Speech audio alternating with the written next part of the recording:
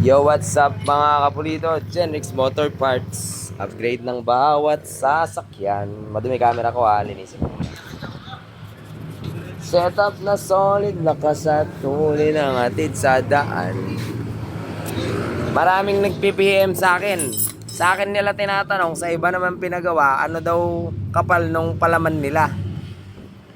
Malay ko. Bakit? Kasi susukatan ng mekaniko nyo yan bago ilagay. Tulad nito kay Sir. Shoutout ko si Sir yan.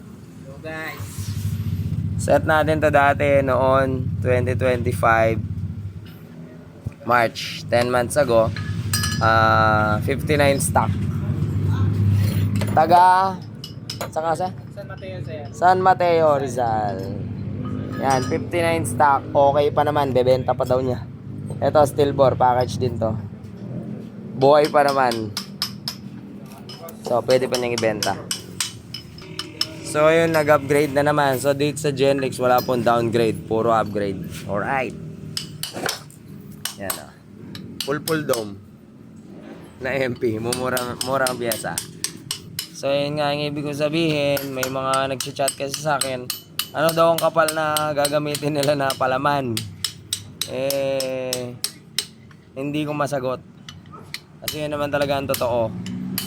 Siyempre, papasukan mo sa gagawa. Depende yan sa piston. Depende sa deck height. Depende sa compression mo. So, magbibigay lang ako ng konting idea paano mo malalaman kung anong palaman na ilalagay mo or saan ka mag-start. So, pa-video tayo kay Sir. Ganito yan. So, ito ulit nito. 63 pin 3 rad 1.5. Matutok na lang dito, Sir, baka maging artista ako. So yun, tulad nito pin 3 rad 1.5. Malay ko, di ba, kung i-chat nyo ako kung ano yung lilitaw na kailangan nyo palaman.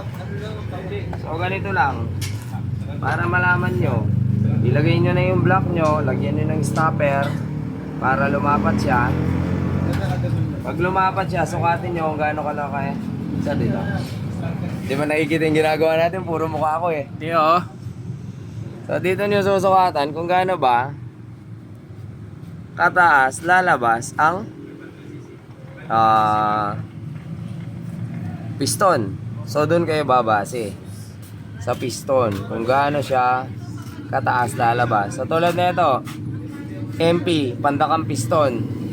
Tapos, rad 1.5 lang. Pin 3. So, dito nyo na malalaman. Ganyan nyo lang naman eh. Tapos, itulak nyo yung piston. Tutulak nyo yung caliper. O, di ba? O. So, yun, di ba? Tumulak siyang mag-isa. Ayun ang lumitaw. 3.5 yung lumitaw. So, labas siya ng 3.5. Estimate nyo 3.5 lumabas yung piston. Pag nilagyan nyo ng 4mm na palaman, edi magdedecade siya ng 0.5, di ba? Tama ba ako na? Yes, sir. Pag hindi mo alam may compute yun, gumamit ka calculator. Wala naman 3.5 na palaman. So tulad na, halimbawa ako, gusto kong mag-decade ng 1mm dito kasi sobrang compression niya sa full dome. Halimbawa, 1mm ang gusto kong decade. O di mahina nga ako sa math. Tama ka. Tama ako, mahina ako sa math. Nagka-calculator ako. So 3.5, gusto ko ng 1mm na deck height. Sarado na ako doon, di kasi ako nagpe-paper gasket. Depende lang kung kailangan na kailangan. 3.5, kailangan ko maglabas ng 1mm. So kailangan ko ng 4.5. Gagamit ako ng head gasket. Tama. Tama. 4mm. Ano ba? Ang hirap na pala na. Magulo lang isip ko kasi pagod na ako eh. Yun nga, yung ibig na sabihin, hindi nyo may tatanong sa kung kanino man kung ano yung palaman nyo. May tatanong nyo doon sa gagawa mismo. Kasi susukatan nila yan. Ganun lang yung kadali, mga kabulido. Isa pa, tinulak mo kasing caliper dyan, tutulak ng piston yan eh. Oo, di ba? Oo. Hanggang sagad, yun na yun. Atras na siya ulit eh. Lumitaw, 3.5. So, pag nilagyan nyo ng 4mm palaman, deck height mo, 0.5.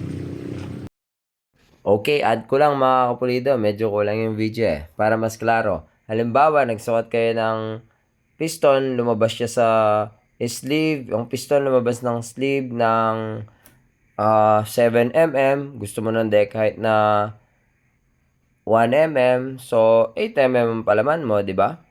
Ganon. Ganun lang. So, tips lang mga kapulido. Ganun po. Hindi ko masasagot pag piniem nyo ako kung anong kailangan nyo sa karga nyo. I don't know, my friend. So, ayun. Salamat sa panunod. Naway nakatulong ang ating munting video sa inyo, mga kapulido. Dito yan sa Gentrix. Pang! You can check our YouTube channel, Mascarinas Gentrix TV. Mga stories, step by step para sa'yo to. Trust me, Yeno Mascarinas ang pangalan ko, ready to serve. Dito sa shop namin, garantisadong malakas at matibay. Gentrix Motor Parts, upgrade ng bawat sasakyan.